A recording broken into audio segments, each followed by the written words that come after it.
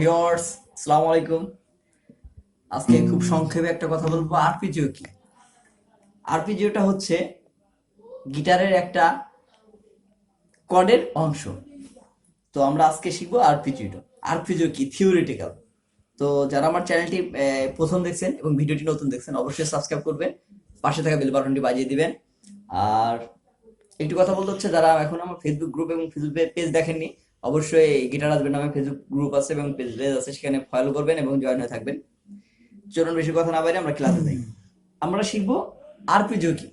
আরপিজিওর কিন্তু আমরা পরবর্তীতে আরপিজিওর একটা সিরিজ আসবে বা ক্লাস আসবে বা আপনার আরপিজিও শিখবেন। কিন্তু এই আরপিজিওটা কি, এটা এই বিষয়টা আমি আজকে আসবো।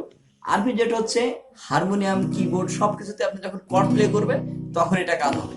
যেমন এই যে একটা কর্ড বাজতেছে, এই একটা কর্ড, এটা আরপিজিও আছে।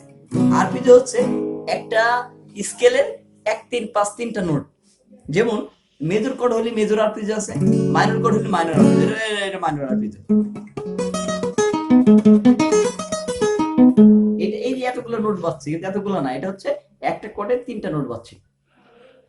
যেমন মেজর কর্ডের মেজর 3টা নোট, মাইনর কর্ডে মাইনর 3টা নোট।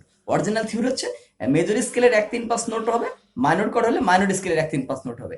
এটি হচ্ছে আরপিজি। যারা এখন আরপিজি বোঝেননি তারা অবশ্যই কমেন্ট সেকশনে জানাবেন কি সমস্যা। আর নেক্সটে তো আমি আরপিজির ক্লাস নিয়ে আসবো।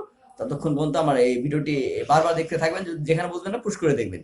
আর অবশ্যই আপনি আমার ডিসক্রিপশনে লিংক থাকবে, যোগাযোগ করে দেখবেন। সবাই ভালো থাকবেন, সুস্থ থাকবেন। আল্লাহ হাফেজ।